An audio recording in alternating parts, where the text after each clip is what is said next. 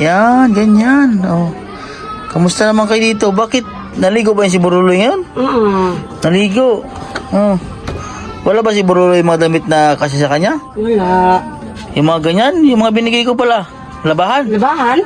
Ba't hindi pa nakakalaba? Okay. Kasi paglaban ako, naman eh. Bantay. Bukas, maglabay ka bukas. Oh, may gatas pa si Buruloy. Madami pa ang gatas. Dahil palang si Buruloy. Oh, may pasalubong ko sa kanya. Oh, gatas. Oh, isang kahon. Oh, ayan na Luloy. Gatas na naman si Buruloy. Hati kayo ni ate. Ha? Oh. Basta ikaw, ay napakapugi naman talaga ni Buruloy. Oh. Ganda ng ngiti. Kaya ligo ay. Pugi ni Buruloy. O ba't malungis na agad si Buruloy? Okay. Sige. Ha? Dala pa sa... Ayan ganyan dapat. O, buti iniingatan mo tong bigay sa'yo na higaan. O, malinis. O. Hindi na siya nabubutas dito si Buruloy. Dili. Hindi na siya nasusugatan ng paa. Dili na. Kapag napagulong-gulong siya dyan. Ang puti na ni Buruloy. Tumaba na si Buruloy. Oh. Ha? Ay. So dati po mga kababayan, si Buruloy ay sobrang payat din po niyan. So ngayon po ay dito po sa malapit na po sila sa akin. Bali po ay binibigyan ko na rin po siya ng gatas. Kung ano po yung gatas ni Joy. So binibigay rin ko si Buruloy. So ngayon po si Buruloy po ay nakakatayo na siya.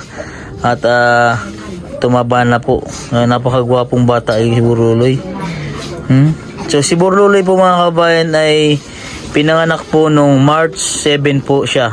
Dahil po yung nagpaanak sa kanya ay nakausap ko po. Ano Buruloy?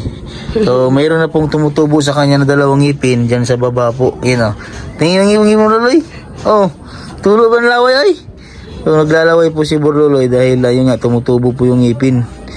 2. Katulad po ni Gistor. Tumutubo po yung mga bagang. Yung mga ngipin na iba. So naglalaway din po siya. Kamusta yung pakiramdam Ate Wilma?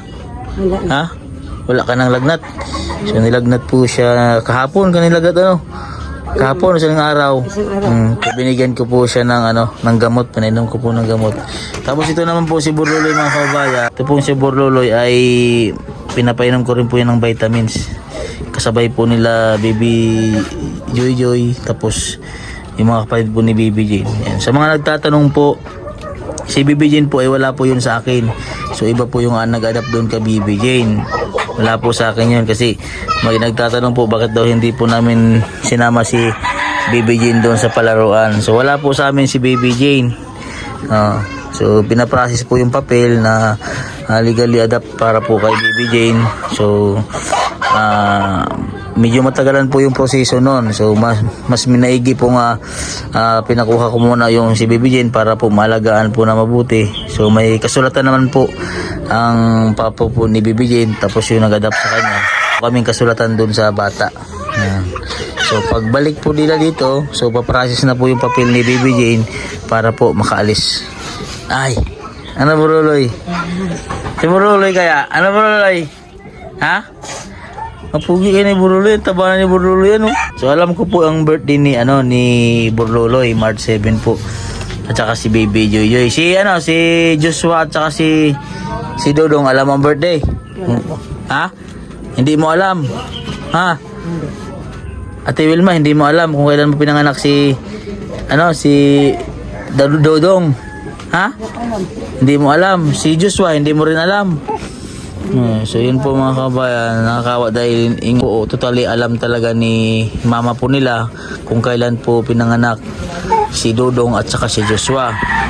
So magsiselebrate man po tayo ng birthday para sa kanila, sa mga bata dito na sa malapit sa akin ay gagawa na lang po tayo ng buwan kung kailan po yung birthday ng mga bata para maski makatib naman po sila ng celebrate po ng birthday. Ha? Ikaw Ate Wilma, alam mo kung kailan ka pinanganak? Alam mo kung kailan ang birthday mo? Kailan ang birthday mo? Ha? Kailan? Ito pang unang Oktubre. Ha? Ito pang unang Oktubre. October 1 ka pinanganak. Alam mo? Ba't di mo sinabi? Di sana handaan kita. Oh. Wala na ako nagsabi ay. O, ba't di ka nagsabi? Oo. Dapat nagsabi, ikaw. Ay, himala, hindi ka nagpaganda ngayon. Wala kang lipstick. O, makinis na mukha mo ay. Ha? Wala na ganit. Kuy, katanggi yata nalin. Pwede ito na. Oo, pwede. Kinis yun ng mukha mo. Oo. Hindi na katulad dati ay. Oo. Malagay, oo. Malayong malayo ka na sa dati eh. O, wala ka na rin mga kuto. Ang mga lisa, wala na rin. Tanggal na. O, ikaw yung, May uban. ikaw yung nakahawak kay Baby Joy Joy eh. Oo. Maraming kuto ano. May mga kuto to Jojo ay. Pantakdan. Gihawaan tong dudog kuto. Oo. Nakinis na ng mukha mo oh. Oo.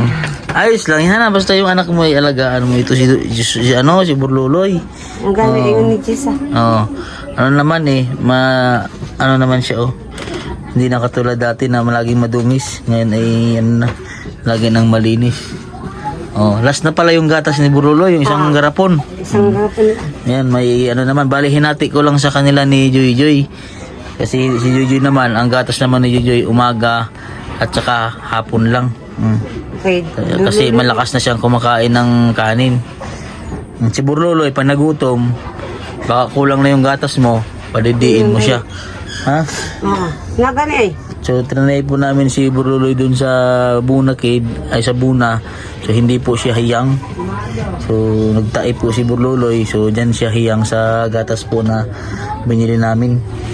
Oh, ito mo si Burluloy, naglaro. Oh, Burluloy, ano nagawa mo dyan?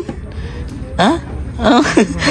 Pugi kayong batang ito. Mga kabayan, dindalan ko po ng gatas si Burluloy, ang bata pong kapatid po ni Baby Joy Joy. Ayan. Sa mga nais magbigay po ng tulong, ayan, may sila kayo sa aking Facebook page, Mastering Rick Channel po. So, ayan po, bye bye, Burluloy. Ay, pugi ay.